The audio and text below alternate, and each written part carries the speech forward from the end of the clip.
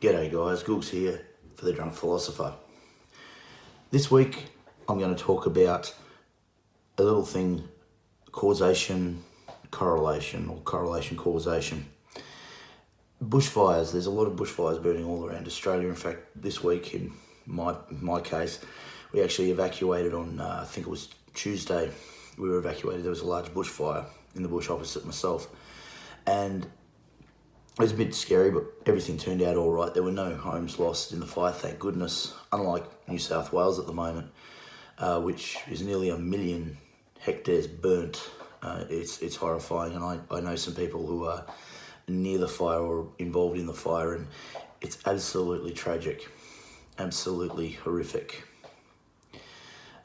And I'm hearing, it's climate change, it's climate change, it's climate change. Now, is that a factor? Once the fire gets started, possibly. Okay, hot winds, hot weather, in the case of the East Coast, prevailing westerly winds, which is off the desert. In our case, prevailing easterly winds causes havoc.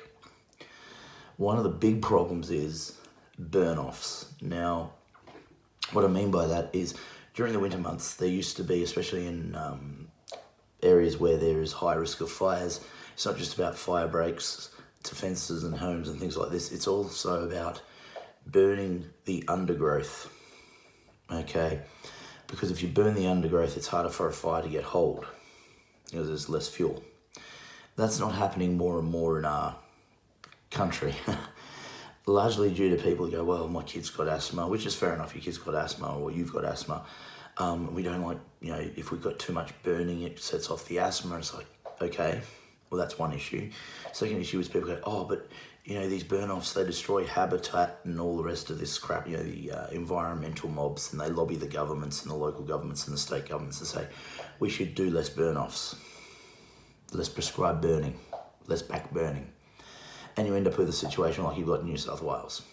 Now, are these fires started by environmental issues? Usually not. Unfortunately, usually it's human intervention. The ones in New South Wales, some of them were started by dry lightning. In the case of the ones we had in town, no, they were both caused by arson. And arson is actually a really common cause of starting bushfires. Is this does this correlate to climate change? Not really. Bushfires have always occurred in this country, and big ones. No one was talking about climate change back in the late 70s when Ash Wednesday happened in Victoria, for example. Does it help? Probably not once the fire's lit, but the problem is we've got a hell of a lot of tinder out there in these forests. Nobody's backburning. You're not allowed to do extensive backburning. And I've talked to some volunteer fireys who have said, yeah, we don't do enough. Don't do enough backburning around towns. That's the problem. Now, we can call climate change and, okay, let's say we bring in the new carbon taxes and things such as this, fine. It's not going to stop bushfires until we actually do some take proper care and proper land management, get rid of a majority of the tinder and a lot of the dry stuff that is in these forested areas. I was talking to one young lady who was going on about, we don't backburn because we want to save the koalas. I messaged her yesterday and say, well, we didn't backburn, and now there's hundreds, potentially thousands of koalas dead because you didn't want to backburn. Environments are being lost.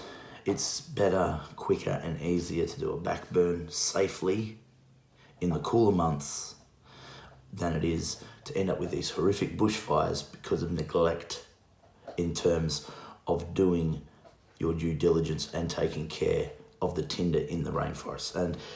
And you can even use the argument of the Aboriginal people, because the Aboriginal people used to do this too. They used to do big burn-offs as well in the cooler months. It was a tradition of their culture. One of the reasons was more plentiful food next time they came around from the walkabout, sure, but ultimately less chance of bushfires overall. So that's my thoughts on this issue. Let's get back to properly doing our management on our land, doing the appropriate backburning that is required of our land, and we're going to see less of these bushfires. I'm Nathan Googs Fletcher. This is My Drunk Philosophy, and I'll catch you down the road. Uru. Be good.